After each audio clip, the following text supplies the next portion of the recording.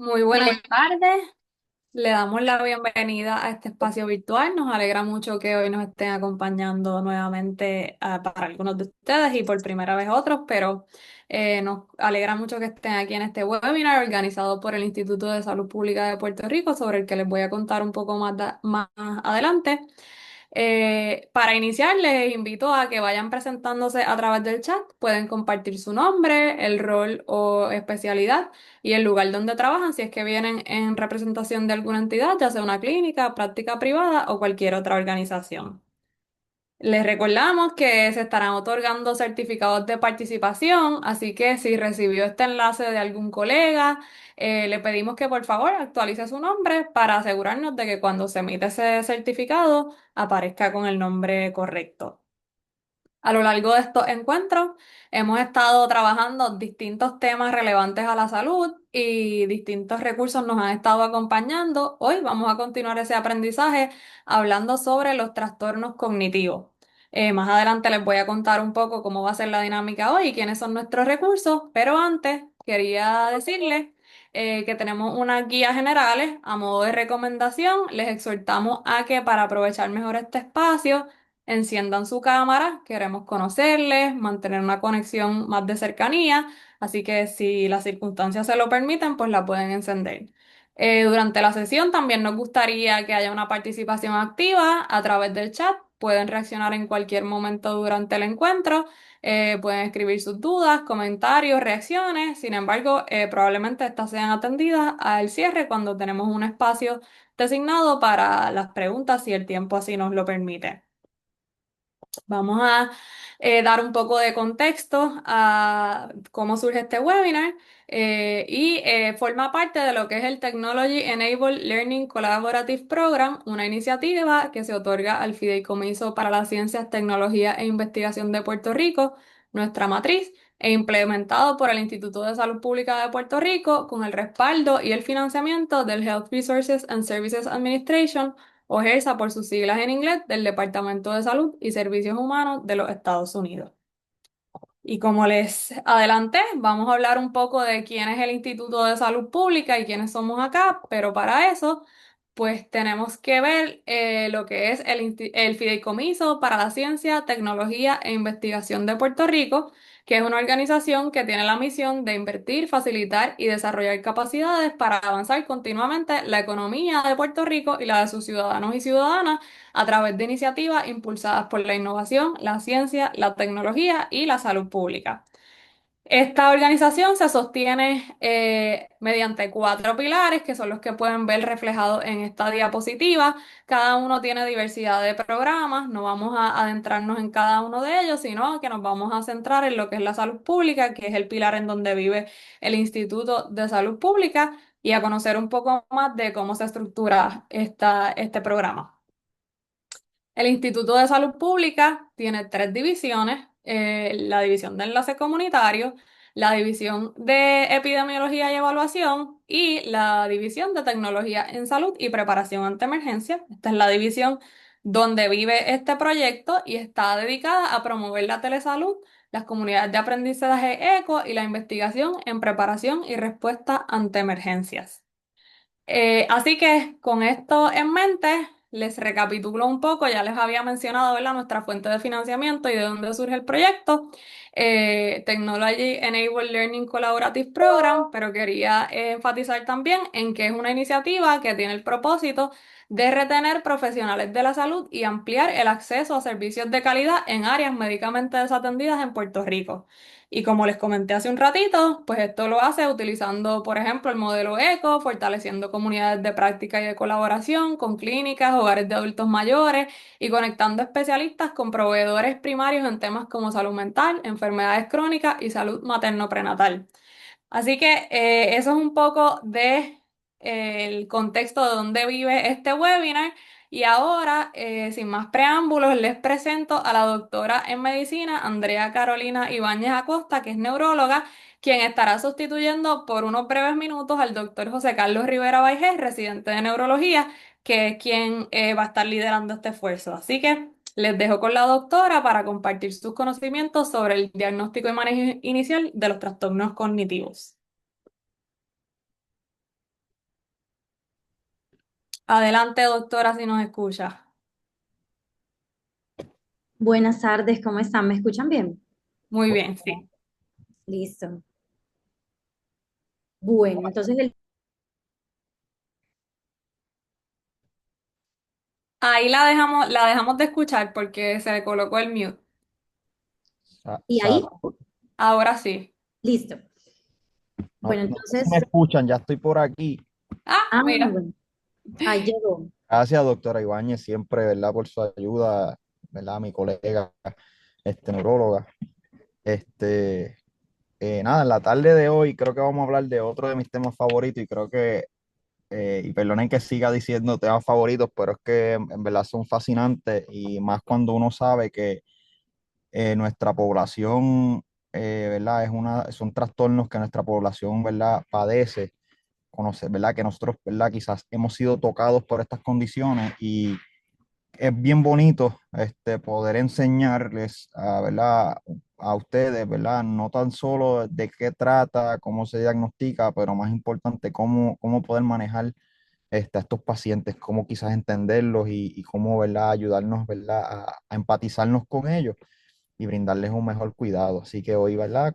Sin más preámbulos, los trastornos cognitivos importante, ¿verdad? Como bien mencioné, son trastornos, ¿verdad? Más bien de la vejez, y a medida que avanzamos en edad, vemos que la prevalencia y la incidencia de estos aumenta y es bastante drástico. Después de pacientes, ¿verdad? De la de los 60 años, que es considerado, ¿verdad? La tercera edad, vemos un aumento significativo, de esto, ¿verdad? Es la famosa demencia. Y aquí destaco, ¿verdad? Que comúnmente utilizamos el término demencia, pero lo que estamos queriendo describir es una condición llamada trastorno neurocognitivo mayor. Ese es el nombre, ¿verdad? Este, que se utiliza. Eh, Cambiamos de slide, por favor. ¿Cómo, verdad, podemos atender y atacar ¿verdad? Esta población ¿verdad? Que nos llega a nuestra oficina? Lo primero, ¿verdad? Es identificar cuál de los dominios cognitivos está viéndose afectado. Y aquí hablamos de dominios cognitivos y quizás no sabemos qué es. Lo que más frecuentemente nos topamos es memoria, pero ese no es el único dominio cognitivo. Quizás es el más prevalente, es lo que más vemos, conocemos, pero no es el único. También tenemos, ¿verdad? Parte de los dominios cognitivos son la función ejecutiva, la función visoespacial, ¿verdad? También la capacidad de retención, atención, la orientación. Esos son partes, ¿verdad? De nuestros dominios cognitivos. Así que lo importante es identificar qué es lo que está aconteciendo, cuál de los dominios cognitivos, ¿verdad? Está viéndose involucrado en la clínica del paciente. Y lo primero es, ¿verdad? Buscar qué lo podría estar ocasionando para así finalmente, ¿verdad? Detallar el plan para una posible intervención. Una breve, ¿verdad? Un resumen, ¿verdad? Cómo debemos atender a estos pacientes, ¿verdad? ¿Verdad? O el historial, con cuánta frecuencia le está ocurriendo estos fallos, ¿verdad? El rezago que estamos notando, con cuánta frecuencia, ¿verdad? Entender cuál es el nivel académico, ¿verdad? Del paciente. Esto es algo bien importante, ¿verdad? Porque el grado de escolaridad nos dice quizás, o sea, no es lo mismo una persona, ¿verdad? Que ha sido en términos académicos educativos, ¿verdad? Altamente funcional versus quizás una persona que académicamente no tuvo un desarrollo, ¿verdad? Y escogió quizás otra ruta y, ¿verdad? El nivel de escolaridad nos dice mucho la ocupación, o sea, no es lo mismo una persona que está expuesta, por ejemplo, al carbón, ¿verdad? Estar cocinando en fogón versus una persona que quizás estaba trabajando, ¿verdad? En una fábrica. Sí que eso es muy importante, ¿verdad? De nuevo, los dominios cognitivos, ¿verdad? Identificarlos, también el lenguaje, ¿verdad? El comportamiento social es otra cosa que estamos viendo, que quizás rápido lo atribuimos a que podría ser un trastorno psiquiátrico o algo voluntario, pero no necesariamente es así. Y la temporalidad de los síntomas. parte de las cosas que, ¿verdad? Debemos enfocarnos en ese historial, ¿verdad? Aquí en este gráfico es muy bueno y nos ayuda quizás a cómo, ¿verdad? Nos enseña cómo podemos, ¿verdad? Estar, valga, ¿verdad? El Spanglish, escrineando en buen Spanglish, ¿verdad? Los diferentes dominios cognitivos, por ejemplo, en memoria, pues, qué podemos buscar en esa historial? Pues, ok, que la persona esté repitiendo muchas las mismas historias o que, por ejemplo, se le olvide algo importante. No es lo mismo que se nos olvide las llaves, dónde pusimos las llaves, porque si fuese así, yo también padecería de demencia. Eso me pasa a mí todo el tiempo, pero no se me olvidan pagar los biles de la casa. O sea que no es lo mismo quizás ser olvidadizo a entonces olvidarnos de comer, de bañarnos, de pagar los biles, de, por ejemplo, dejamos la olla encendida y nos fuimos, de, por ejemplo, estoy conduciendo a casa de mi hijo y soy de Cataño, mi hijo vive en Bayamón y de momento, por alguna razón, estoy camino a Ponce y ¿qué pasó? Eso, ¿verdad? Eh, eh, es diferente. La atención, si estamos notando que se distrae muy fácil, que le cuesta entonces concentrarse en una tarea, podemos ver esto, ¿verdad? Quizás un paciente que le gustaba, por ejemplo, pintar y de momento lleva 50 años de su vida pintando y es un artista espectacular, pero de momento se le olvida la combinación de colores. O es de estas señoras que cocina exquisito y de momento se le olvidó uno de los ingredientes más importantes de la carne mechada. Esas son cosas que quizás, ¿verdad? Nos pueden levantar banderas. O por ejemplo, de momento entramos, vamos a visitarlo y abrimos la nevera y de momento vemos un zapato o vemos un control. Son cosas, ¿verdad? Que a principio uno, ¿verdad? En nuestra ingenuidad y, ¿verdad? El buen sentido quizás del humor, o sea, lo toma de forma jocosa, pero uno tiene que buscar más adentro de, ¿ok? Función ejecutiva. eh, Esto también tiene que ver, ¿verdad? Con esa parte de la atención, ¿verdad? Que se le olviden las destrezas de cómo realizar. Es una persona que era un repostero y de momento se le olvida cómo hacer una tarta. eh, o era una persona que era altamente organizada y cada vez que salía de viaje le encantaba organizarlo bien detallado y de momento ¡guap! Se le olvidó cómo hacerlo, no lo está haciendo bien, está un poco incongruente, incoherente, eh, desorganizado ese pensamiento, el lenguaje. Y el lenguaje a mí me encanta cuando trabajo, ¿verdad? Con estudiantes y colegas de otros servicios que vienen ¿verdad? A rotar conmigo, la parte del lenguaje, porque el lenguaje es un mundo. El lenguaje no es meramente hablar. El lenguaje no es articular. El lenguaje se puede subdividir en tres cosas. Fluidez de lenguaje, que es lo que yo estoy haciendo. Estamos hablando, ¿ok? Estamos produciendo lenguaje hablado. Comprensión, o sea que lo que le estoy diciendo, la instrucción que le estoy proveyendo, la está entendiendo. Y por último, la repetición. O sea que yo le pida que repita una palabra individual o una frase corta. Y esto brindo aquí uno de mis tips de lo que yo hago. Y es que la parte del lenguaje yo la mido. eh, Número uno, ok, está hablándome. Número dos, ok, me está entendiendo. Pero la repetición, yo utilizo varias palabras. Yo utilizo la palabra ferrocarril, episcopal y utilizo también la frase corta, el día está soleado o el día está nublado. Esas son frases que utilizo.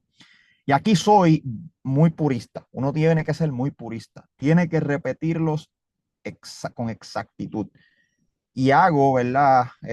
Otra salvedad. No es lo mismo un problema de articulación a un problema de repetición. O sea, si tiene dificultad pronunciando una letra, por ejemplo, la R, no es lo mismo a simplemente no poder decir la palabra ferrocarril. Del mismo modo, una frase corta, como lo es el día está soleado, pues no es lo mismo decir soleado el día está. ¿Ok? Así que son detallitos que quizás pueden pasar desapercibidos, pero nos dicen, nos brindan mucha información. La parte visoespacial, que esto, ¿verdad? Es quizás con la, ¿verdad? Dificultad reconociendo eh, caras, objetos. Esto también, ¿verdad? En términos médicos, el gnosis del individuo. ¿Verdad? Uno le puede mostrar espejuelos, le puede mostrar relojes, puede mostrar, ¿verdad? Un lápiz, a ver qué, ¿verdad? Qué el paciente nos brinda, qué nos dice y podemos, y son ejercicios útiles porque a lo mejor no nos pueda decir la palabra espejuelo, pero nos diga eso para leer. Y ok, si está identificando, quizás el problema no es de la gnosis, porque si nos identifica el uso del objeto, el problema quizás sea nombrarlo, ¿ok? Así que son cosas, ¿verdad? Son ejercicios sumamente sencillos que todos aquí podemos quizás realizar y que nos brindan muchísima información. Y cuando vayamos entonces a referir al paciente a nosotros los neurólogos, nos puedan brindar esa información. Ah, mira, el paciente, y como yo les he dicho anteriormente, a mí en lo personal me encanta que cuando me envían el paciente sea todo bien detalladito. No me gusta que me pongan palabras como no, agnosia, no tiene, está agnóstico, está apráxico. No me gusta eso porque ya me están quizás eh, poniendo un sello que quizás no sea el correcto.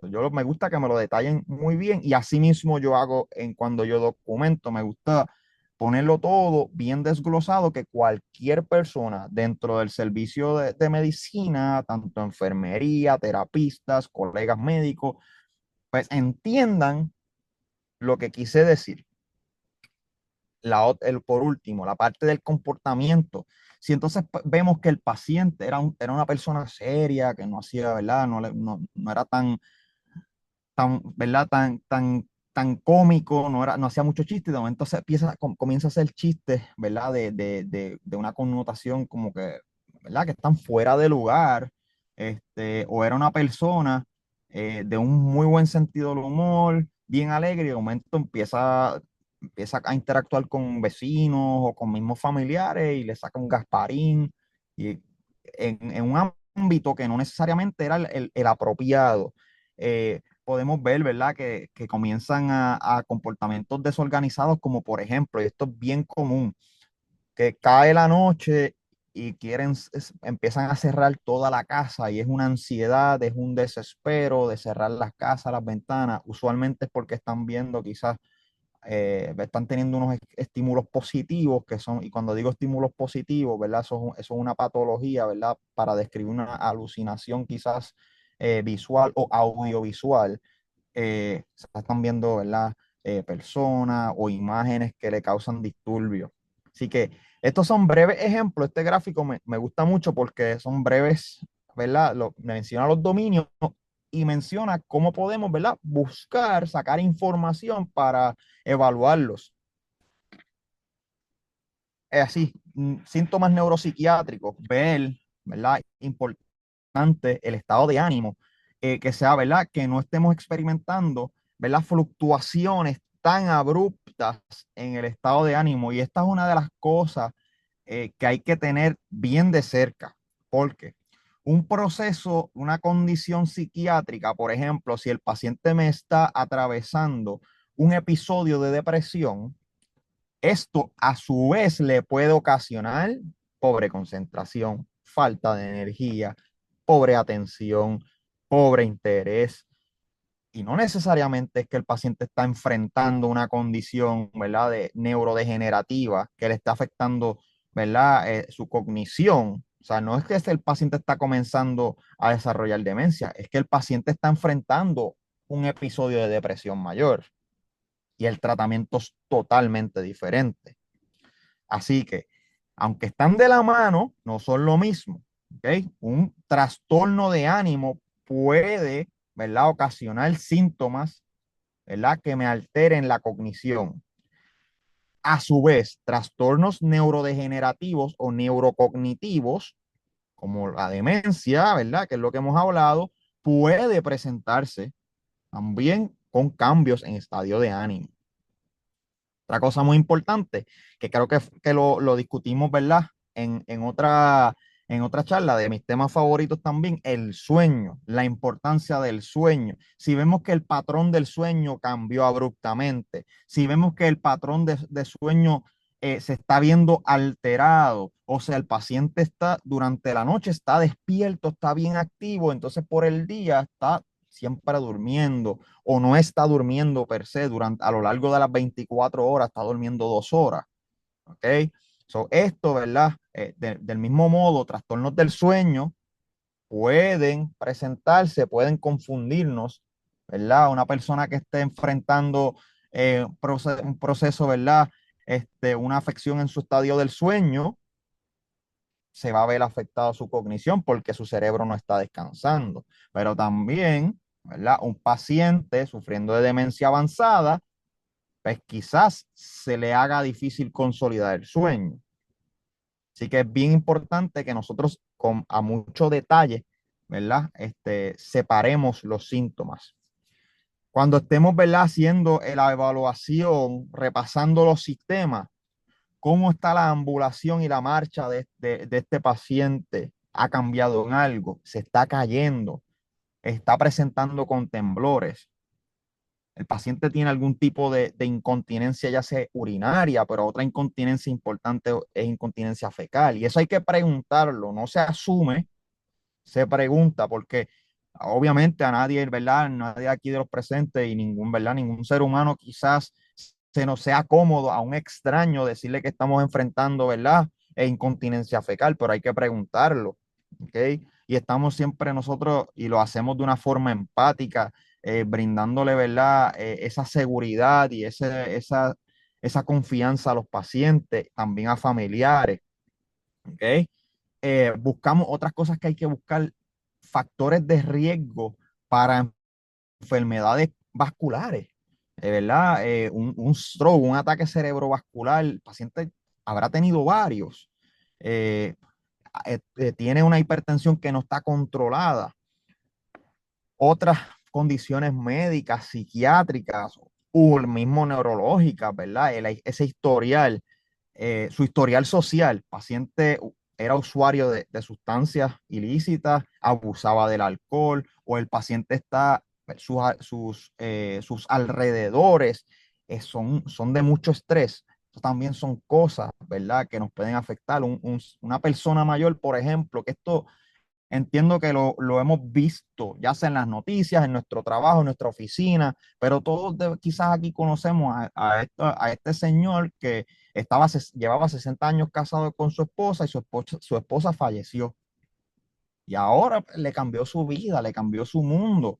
Es una persona que muy probablemente vivió más tiempo con esa compañía y ahora no la tiene. Es un estresor social bien importante que le puede estar impactando cómo se desempeña cognitivamente. Otra cosa, factor de riesgo como la familia, la historial familiar, preguntar en la familia, ¿hay algún individuo que haya atravesado alguno de estos síntomas o tenga alguna de estas condiciones? Y por último, farmacología. Pacientes mayores en Puerto Rico, la probabilidad es que estén eh, en polifarmacia. Buscar, ¿verdad? Drogas, fármacos que tengan como efecto secundario, ¿verdad? Potencien lo que es anticolinérgicos, porque, ¿verdad? Todos aquellos medicamentos con ese potencial y después, si les interesa, me pueden contactar a la señora Franceli para que yo le puedo compartir luego quizás un gráfico de una tabla muy buena que nos cataloga los diferentes medicamentos con propiedad anticolinérgica, los clasifica del 1 al 3 en severidad y hay unos medicamentos que a nosotros los neurólogos no nos gustan para nada en un paciente mayor de 65 años, como por ejemplo el famoso Antibert, que yo creo que eso yo lo veo todos los días, me llega este señor, esta señora de 75 años, que se cayó, que está confundida, y la razón muy posible termina siendo, ¿verdad? El famoso Antibert, que es un antihistamínico con un potencial clase 3 anticolinérgico, o sea, tiene efectos severos, ¿verdad? Y eso les causa somnolencia, les empeora el mareo, hace que, ¿verdad? No consoliden, ¿verdad? Los eventos que están ocurriendo, o sea, que les afecta la memoria a corto plazo, ¿ok? La examinación, estado mental, cómo está, ¿verdad? Cómo se ve, cómo se siente, ¿verdad? Utilizar instrumentos validados para detallar los dominios cognitivos, como lo es el famoso Montreal Cognitive Assessment, el famoso MOCA.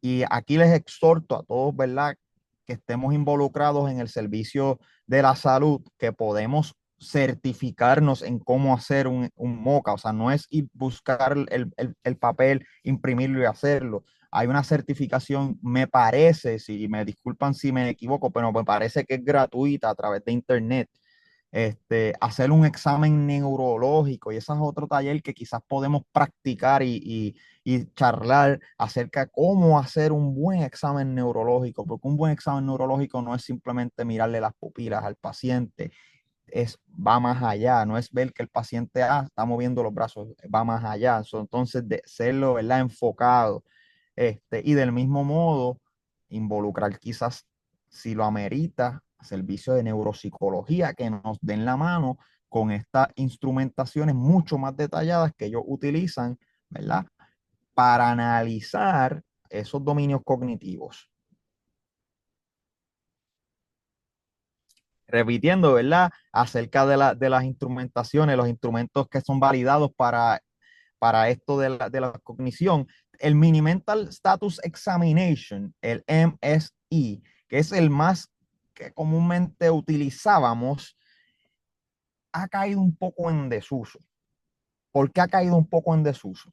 Porque el Montreal Cognitive Assessment, el MOCA, nos provee más información, es mucho más detallado. Sí toma un poco más de tiempo en realizar. Aquí la tabla menciona 10 minutos, quizás 10 minutos cuando ya uno es un cinta negra haciendo el examen, ¿verdad? Y ha hecho más de 150 exámenes, pues, pero no toma 10 minutos, toma un poquito más, quizás unos 15.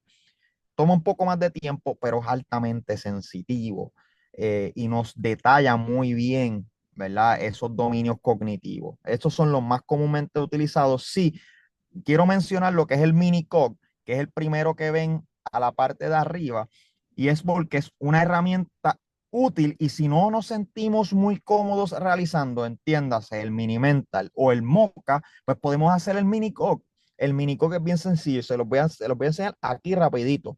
Y esto no dice 3 minutos, y yo sé que les va a tomar menos. Usted le va a decir 3 palabras al paciente: manzana, mesa, moneda, que son de hecho las que se utilizan en el Mini Mental Status Examination. Manzana, mesa, moneda.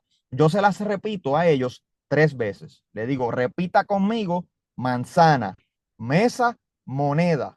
Lo repito 3 veces. Le digo, acuérdalas, te las voy a preguntar más adelante. Luego de eso, le pongo a que dibuje un reloj análogo, marcando las 11:10. Por alguna razón es el número que es la hora que utilizo. 11:10. Le doy la oportunidad de que lo haga, y cuando termine, ahí le digo, ¿cuáles eran las 3 palabras que te pregunté? Y eso es un score que va, ¿verdad? Un puntuaje que va de 0 a 5. Y eso quizás, si no nos sentimos tan cómodos realizando un MMSI o un MOCA, pues podemos documentarlo, y nos ayuda a nosotros los neurólogos y también a los neuropsicólogos a enfocar, ¿no? Que quizás está la memoria, quizás es la función, el praxis de no pudo realizar, quizás puso otra hora, o no puso los números completos, o hizo otro tipo o simplemente escribió 11, 2 puntitos, 10 minutos AM.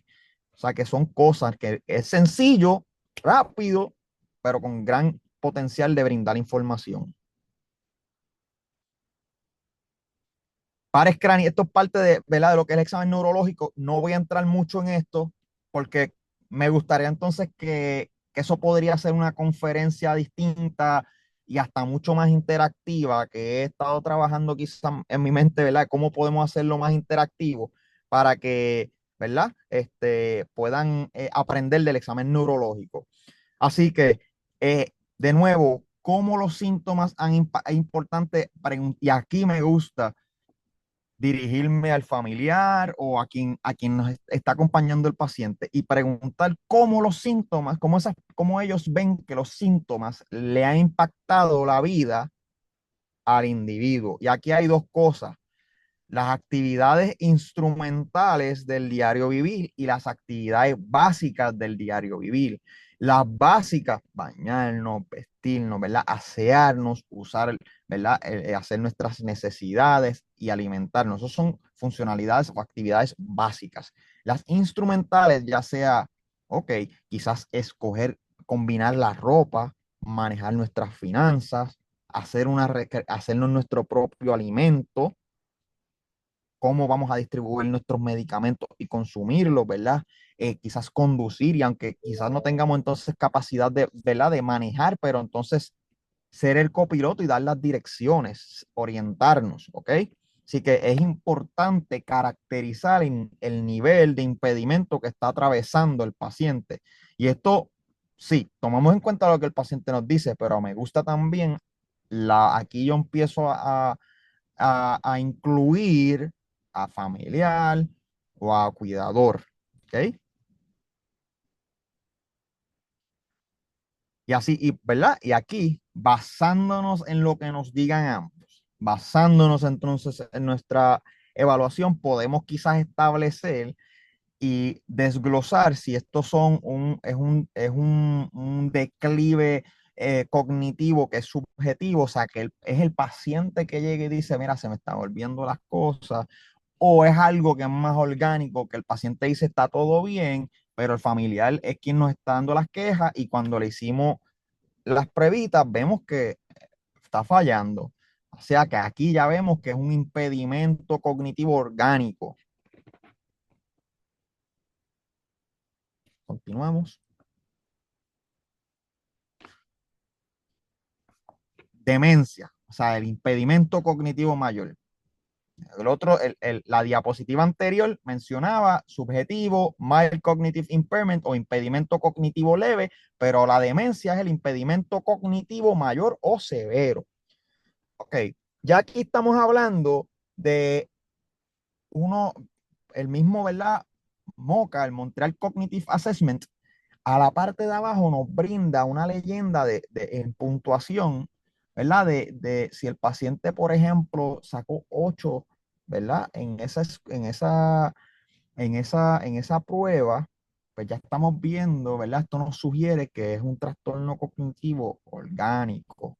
Y ese score, esa puntuación, ¿verdad? Nos ayuda a estratificar en la severidad, ¿ok? Y no con una sola prueba vamos a establecer el diagnóstico, ¿verdad?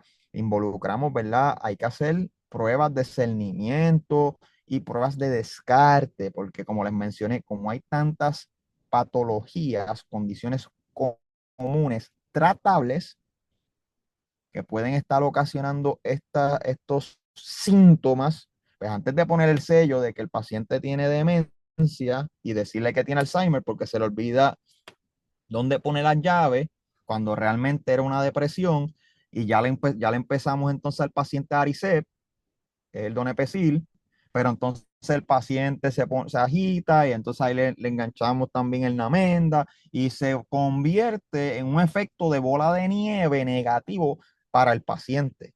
Porque poner un diagnóstico fácil, quitarlo es lo difícil. Y se nos olvida quizás el impacto en la vida del paciente que le digamos, oye, Alzheimer. Y después de decirle, no, no tienes Alzheimer, lo que tenías era o sea, es complicado, ¿verdad? Ahí se quebranta, se ve lacerada esa relación eh, médico-paciente, ¿ok? Eso es bien importante eso. Continuamos. Así que qué cosas pueden estar presentándose como si fuera una demencia, pero no lo es. O sea, qué cosas pueden estar ocasionando la famosa pseudodemencia, porque así le llamamos, pseudodemencia.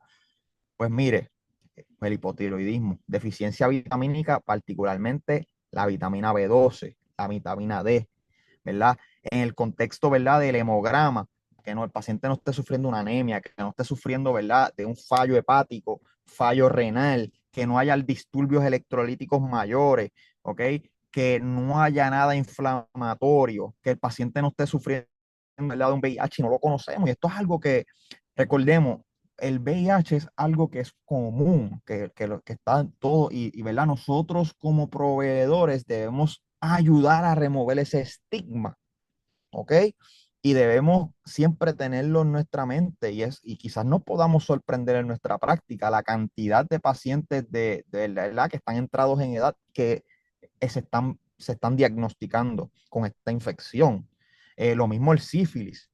Otras condiciones silenciosas, como la famosa apnea obstructiva del sueño, o sea, enviar quizás esa polisomnografía.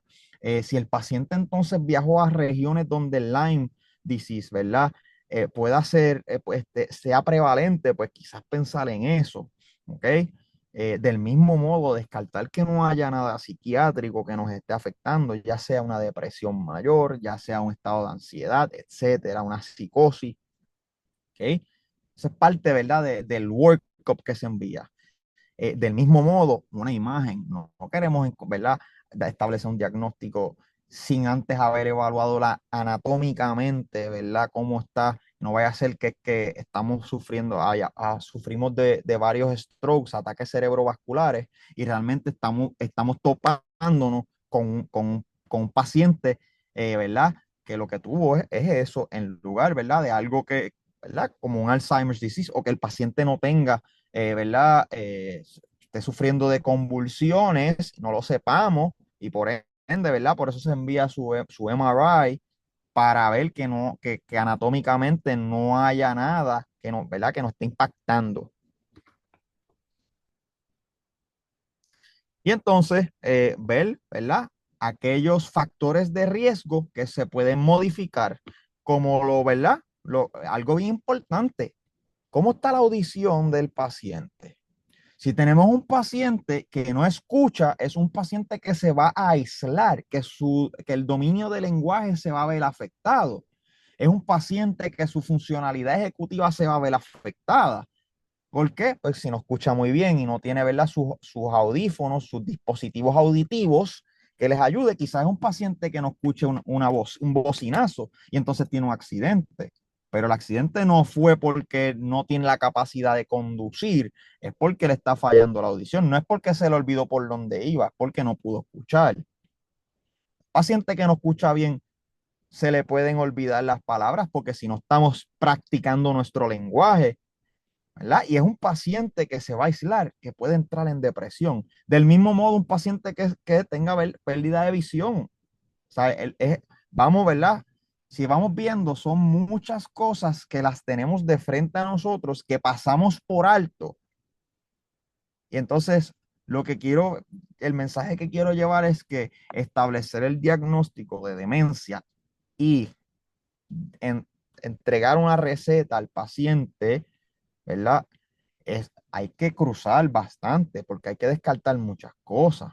¿Ok? Continuamos. Y, ¿verdad? Esto quizás resume todo lo que hemos estado, ¿verdad? Hablando de cómo, ¿verdad? Quizás interactuar con los pacientes y poder establecer, cernir cuál es la severidad de los síntomas. ¿Ok? Seguimos. Así que proveer el diagnóstico, ¿verdad? Impedimento cognitivo leve. Esto no necesariamente significa que va a evolucionar, es que está a riesgo de que sí, de que pueda progresar. De hecho, de 5 a 20% de los pacientes que se diagnostican con trastorno cognitivo leve progresan a un trastorno cognitivo, neurocognitivo mayor, ¿ok? Pero importante tener esa conversación con el paciente, brindarle al paciente toda la información que tengamos disponible. Y si no la tenemos, pues entonces referirlo a quien sí la tenga, ¿ok? Así que bien importante esa parte. ¿Sabes? Síntomas que veamos que están progresando excesivamente rápidos. Por ejemplo, en menos de un año, que veamos ese cambio tan y tan drástico, en menos de un año, oye, pues quizás hay que empezar a buscar otras eh, etiologías, como lo son, por ejemplo, algo infeccioso, una enfermedad de prión, que es ultra rara, pero que pues puede pasar y presenta de esta forma alguna malignidad, alguna condición autoinmune, algo inflamatorio. Continuamos. Así que el Alzheimer's disease. Alzheimer's disease básicamente es la causa de demencia, porque Alzheimer's disease causa demencia. Es la causa de demencia más común en adultos, ¿verdad? Envejecientes. Y aquí, ¿verdad? No voy a hablar ni de prevalencia ni de incidencia, porque creo que es de conocimiento común lo prevalente que es, lo común que es. Esto es una condición que también les puedo proveer el enlace de un video de YouTube que lo utilizo, ¿verdad? Para mostrárselo a mis pacientes y sus familiares cuando hablamos de esta condición. Un video muy instructivo, educativo, que nos explica bien a detalle la condición, pero utilizando términos ¿verdad? De menos, no términos no tan profundos que podamos, ¿verdad? Hacernos entender. Toda una condición, ¿verdad? Que tiene varios estadios, que va progresando a lo largo de las décadas, que normalmente ya cuando notamos el síntoma, no, la condición no necesariamente es leve, ya entiendes, pues ya cuando comenzamos a ver eh, síntomas, el paciente probablemente lleva un tiempo, la condición ya ha avanzado y puede que sea moderada, y esto se debe a la acumulación de placas y ovillos, ¿verdad? De unas proteínas en particulares. Son ¿verdad? Los ovillos, las placas son de amiloides y los ovillos, ¿verdad? De las proteínas neurofibrillary tangles en inglés, que son de la proteína tau, se van acumulando en el cerebro y esto, ¿verdad? Va a ir deteriorando la comunicación nerviosa, o sea, de las neuronas. La edad es el factor de riesgo más común que no es modificable. O sea, esto se ve pacientes mientras más se envejece, más a riesgo están, particularmente después de los 65 años. No obstante, sí hay un factor de riesgo importante, como lo es la genética y, ¿verdad? La parte de la historia familiar. Hay un gen, particularmente el ApoE epsilon 4, que aumenta el riesgo de sufrir de Alzheimer's disease en aquellos pacientes, ¿verdad? Que lo porten, ¿ok? Y esto se ve cuando vemos que hay familias que comienzan a padecer de la condición a los 45, 50 años. ¿Ok? Pero no es lo mismo entonces a los 75 años de edad comenzar la condición. Así que esa historia del familiar es bien importante saber cómo vamos a tomarlo. Así que, ¿verdad? El paciente típico, paciente mayor, es más común en las féminas y de hecho tienden a reportar algún historial familiar, ¿ok? Dicen que su abuela o tenían un tío, pero siempre ¿verdad? Es bien común que lo mencionen, un historial familiar.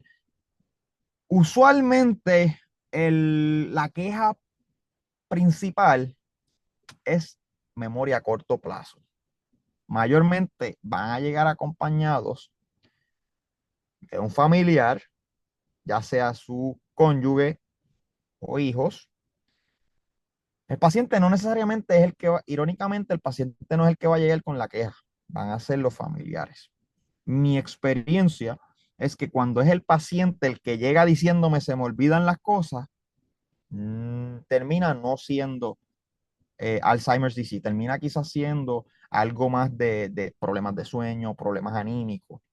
Pero por otro lado, cuando me llega el paciente acompañado de un familiar, de alguien allegado, y es esa persona quien trae la queja, termina siendo. O sea que eso es un datito, no está escrito en la literatura, eso es algo basándome en mi experiencia.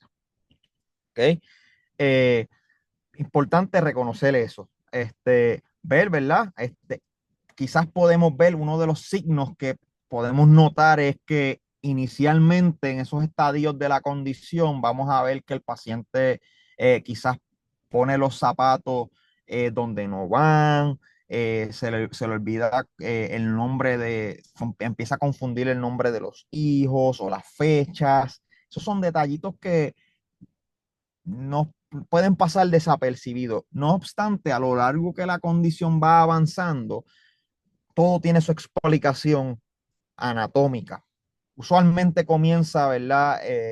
En áreas donde se envuelve la memoria, pero a medida que va progresando, que va afectando otros lóbulos de nuestro cerebro, pues vamos presentando diferentes síntomas y van acorde. Por ejemplo, eventualmente el paciente puede llegar a presentar con alucinaciones, puede presentar, ¿verdad? Con déficit, ¿verdad? En donde no, pobre control de impulsos, ¿ok? Eventualmente su función ejecutiva se va a ver severamente afectada y el paciente en un estadio severo termina siendo totalmente dependiente de asistencia. Y, ¿verdad? Importante que todo esto trae consigo síntomas neuropsiquiátricos, ya sea depresión, ansiedad, apatía. La apatía es, ¿verdad? Cuando como que no tienen, no muestran ningún tipo, ¿verdad? De emoción. Y esto también lo podemos notar a inicios tanto en inicios como a lo largo de la condición. Ya, como mencioné, ¿verdad? Estadios más avanzados, vemos, ¿verdad? Estos síntomas un poquito más eh, de delirios, alucinaciones, agitación, agresividad. Y agresividad, acuérdense que no necesariamente es física, puede ser la más común que he visto verdad, en mi experiencia es agresión verbal, ¿ok? Así que tener eso en cuenta. Y de nuevo esto, vamos viendo este otro gráfico, vamos viendo, ¿verdad? Cómo a medida que va avanzando este tipo de condición va a limitar, ¿verdad? La vida del paciente. Así que, ¿verdad? Esto es uno de los cuestionarios, se lo comparto, no voy a entrar en, ¿verdad? En mucho detalle porque creo que ya he hablado y me gustaría también brindar un poquito de espacio para que, no, para que me pregunten tratamientos. Ahora mismo estamos en una era, estamos viviendo una era bien chévere y es que hay una revolución farmacológica para lo que es el Alzheimer's disease. Sí, para muchas otras condiciones neurodegenerativas, pero para el Alzheimer's disease verdad, los impedimentos cognitivos leves, pues ya han salido algunos agentes monoclonales, no voy a mencionar los nombres, pero que son unas infusiones que lo que buscan es en pacientes con impedimento cognitivo leve o Alzheimer's diagnosticado en estadios tempranos, son unos agentes, unas infusiones monoclonales que ayudan a reducir la acumulación de estas placas amiloides y al reducirlas, pues retrasar el progreso de la condición. Porque ahora mismo lo que hay, los famosos, el Aricept, la galantamina, la memantina, todos estos son medicamentos para tratar síntomas, ¿ok? Pero no me cambian el curso de la condición. Sin embargo, estos nuevos que están saliendo, pues buscan, ¿verdad? Cambiar el curso de la condición. Y hay estudios, ¿verdad? Bastante prometedores. Hay otros que todavía no hay, ¿verdad? Una evidencia sustancial. Sí tienen su riesgo. O sea, y tampoco es tan fácil. Los criterios de inclusión y los criterios para que el paciente pueda iniciar la terapia son bastante estrictos. Requieren de un seguimiento bastante cercano y continuo. Así que tampoco, ¿verdad? Quiero crear una falsa expectativa de que están bien accesibles, pero lo están. Sin embargo, ahora mismo hasta establecemos el diagnóstico y sí, proveemos terapia sintomática, como lo es con el Aricept, como lo es que es el Donepezil, galantamina, ¿verdad? Estos son lo que inicialmente comenzamos. A medida que el paciente lo vamos evaluando y lo vamos siguiendo y vemos que la condición progresa, que es el curso natural de la condición, y eso es bien importante explicárselo al paciente y a sus cuidadores o familiares, que la condición va a seguir avanzando, que el medicamento es para simplemente controlar los síntomas, que no voy a retrasar, ¿verdad? El curso de la condición. Pues luego, a medida que vaya avanzando, se añade, por ejemplo, el memantine o namenda. Hasta el momento, eso es lo que, con lo que estamos trabajando. El resto de los medicamentos que se utilizan ya son, ¿verdad? Ayudantes para, por ejemplo, tiene insomnio, voy a buscar cómo puedo ayudarle con el insomnio. Está agitándose, pues puedo buscar con qué tratarlo. Y ahí involucramos, me gusta mucho trabajar de cerca, tanto con psicología, psiquiatría, y también me gusta la parte de terapia física, que creo que es un componente que también pasa mucho por desapercibido. Parte de manejo no farmacológico, el número uno que me gusta recomendar es que siempre mantengan orientado al paciente. El paciente quizás venga con historias del pasado que pueden ser jocosas, que a uno le entusiasman, o el paciente puede comenzar, es un señor que tiene 85 años y empieza a hablar de sus papás y uno sabe que ya los papás no están con nosotros, pues en lugar de nosotros seguir esa conversación que no es real, que es fantasiosa, no, lo que debemos hacer es reorientarlos, traerlos al presente. A medida que nosotros seguimos esa, ¿verdad? Seguimos siguiendo esa corriente, estamos alimentando la condición. Y sé que a veces nos da lástima o nos da pesar, ¿verdad? Que quizás se ponga afligido, afligida, porque pues le estamos diciendo que quizás sus padres ya no están, o que su vecino de toda la vida falleció, o que, ¿verdad? Que no estamos en la casa donde se crió, que estamos en otro lado. Les garantizo que eso es algo momentáneo. Eventualmente, una vez entra al presente, eso va a pasar, va a disiparse. Estimular que haga ejercicio. Miren, si todavía lo que buscamos es que caminen, que sean lo más independientes posible, y esa debe ser la meta que debamos establecernos, mantenerlos lo más independientes posible. Mira, que se haga su sandwichito, ¿verdad? Que se prepare su cafecito, que se pueda vestir, ¿verdad? Ok, no lo vamos a bañar, pero nos sentamos con él, que se bañe, ¿está bien? Mantenerlo, ¿verdad? Un ambiente social que lo estemos, ¿verdad? Estimulando, quizás llevarlo al mall, quizás llevarlo a la plaza, que interactúe con otras personas. Me encantan los centros que muchos de los municipios tienen en donde pueden ir durante el día, pasan, ¿verdad? Interactúan con otras personas y después se devuelven a su casa. Todas estas son cosas que ayudan significativamente.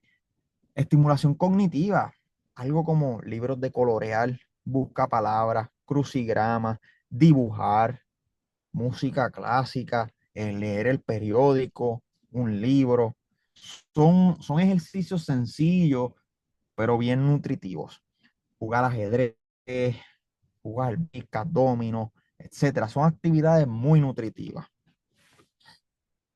Y yo creo que con eso puedo cerrar y abrir, ¿verdad? Para si tienen algunas preguntas. Muchas gracias al doctor José Carlos Rivera Valles por esa presentación tan acertada. Pasamos ahora a lo que es nuestra sección de preguntas. Así que si tienen alguna duda o pregunta, ya vi una en el chat, así que vamos a comenzar con esa, que dice, se comienza en Aricept. Usualmente, sí, ese, ¿verdad? El Donepezil es uno de los medicamentos que utilizamos de inicio, correcto. Hay un Inicia con una comentario. terapia, ¿verdad? Se inicia el medicamento, tiene una indicación de cómo empezarlo y bien importante, tratar de empezar un medicamento a la vez, porque si empezamos dos, tres a la vez, número uno, la probabilidad de que presente algún síntoma adverso es bien alta. Número dos, si los presenta, entonces, ¿cuál fue? ¿Fue el uno, fue el dos o fue el tres? Así que, y estos medicamentos, tanto Aricept, galantamina, Namenda, tienen su indicación de cómo comenzarlos. O sea, no se comienzan, tienen una dosis de inicio, de inducción, y tienen una dosis de mantenimiento, que es bien importante, ¿verdad? Respetarlas. Eso del package insert del medicamento lo provee. También tenemos otra, hay varios comentarios, pero tenemos una pregunta que creo que se relaciona con eso que comentaba, que menciona cuándo y cómo se recomienda el lecanemab. Sí, ese es uno de las terapias, ¿verdad? Que mencioné que son bastante noveles, están trabajando, ya hay pacientes en Puerto Rico que la tienen. Como mencioné, es bastante complejo poder iniciar al paciente en este tipo de infusión. Tiene que cumplir con unos criterios que son bastante extensos. Se le tiene que hacer punción lumbar. Es un proceso que la realidad, y siendo del todo honesto, yo no tengo ningún paciente todavía en eso. O sea, por lo menos en nuestra clínica de residentes de neurología no conozco todavía ninguno, no me parece que ninguno de mis compañeros tenga alguno de sus pacientes eh, en estos medicamentos por la complejidad de cómo, ¿verdad? Comenzarlos. Porque una de las cosas que el medicamento fue aprobado para, por la FDA, es, como mencioné, impedimento cognitivo leve o Alzheimer's en etapa temprana. Y ambas son condiciones que son bien difíciles de diagnosticar.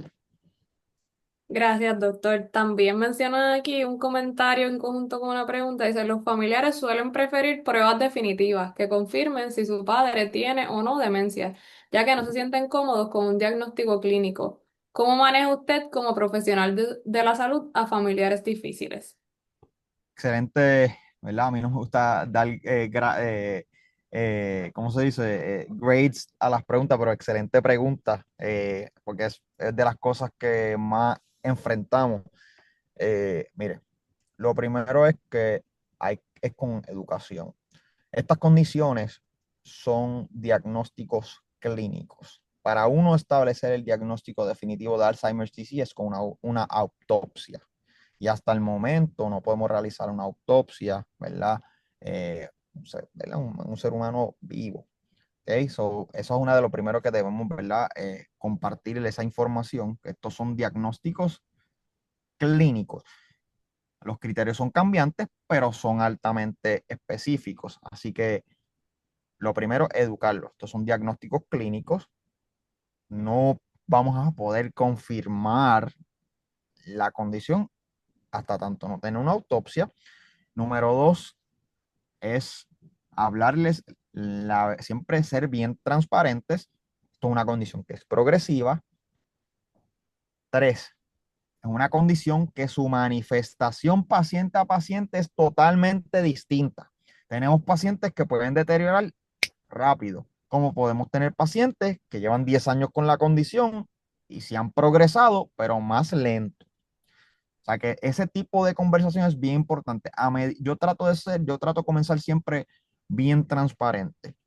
A medida que yo, ¿verdad? Les brindo esa información, les proveo el espacio para que ellos la digieran, porque estos son diagnósticos fuertes que traen consigo una carga emocional y psicológica, ¿verdad? Pesada. Luego, quizás venga la conversación de cuáles son nuestras metas. Mira, la meta, como les mencioné, calidad de vida. ¿Cómo yo les brindo calidad de vida? Manteniéndolo lo más funcional posible. Sí, Gracias, doctor. Creo que hasta ahí llegó el tiempo para preguntas. Hay algunas adicionales y creo que algunas que ha ido respondiendo en la medida que contestó otras. Vamos a rescatar el chat cuando cierre la sesión para que si quedó alguna pregunta por responder, pues podamos consultarla con el experto y posteriormente compartirla con ustedes. Doctor, igualmente, al igual que en sesiones previas, tenemos muchos comentarios agradeciendo la excelente participación y la información y la presentación compartida. No queremos cerrar nuestra sesión de webinar sin que nos completen esa encuesta de satisfacción que pueda reflejar precisamente esos comentarios que nos comparten o cualquier otra reacción que tengan sobre este webinar. Así que por favor, tómense un momentito para acceder a la encuesta, ya sea a través de la ventana que les abrió en Zoom, utilizando el código QR o con el enlace que le compartieron o le compartirán mis compañeras a través del chat. Le compartió Alexandra. Así que tómense un momentito para completar esa encuesta, por favor. Veo a las personas entrando. Como les mencioné, pueden utilizar tanto el código QR, el enlace, como el cuestionario que les apareció en pantalla. Veo que solicitan la información, contacto del doctor. Igualmente, todas esas preguntas y exploraciones que están haciendo las podemos atender más adelante porque el tiempo nos traiciona y quiero hacer unos últimos anuncios antes de despedirnos.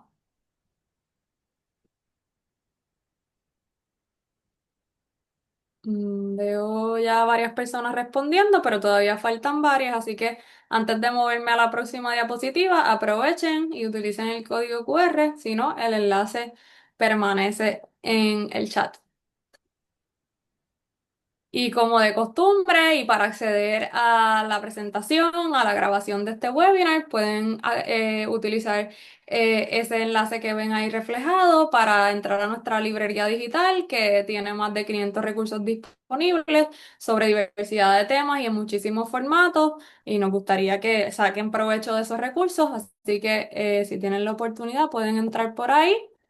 Y aunque no tenemos webinars calendarizados en el futuro próximo, es decir, en el próximo mes, sí tenemos lo que son nuestras sesiones ECO, así que les exhortamos a que participen de esas sesiones ECO. Es otra comunidad de aprendizaje. Tenemos el de nutrición y diabetes, enfocado en el manejo nutricional de la diabetes, y aunque ya inició, todavía están a tiempo de integrarse y participar de las próximas sesiones, que todavía faltan varias, se ofrecen de forma virtual y libre de costo. Por otro lado, también tenemos el próximo martes 28 de octubre, comienza la nueva serie ECO de enfermedades crónicas del corazón, dirigida a fortalecer el manejo de condiciones cardíacas en la atención primaria. El horario de esta es en los martes, como les mencioné, de 3 a 4 y media de la tarde, en la modalidad virtual, y ambas incluyen créditos de educación continua para médicos y enfermeros, enfermeras. Así que pueden estar pendientes a nuestras redes sociales. También les van a compartir a través del chat el enlace.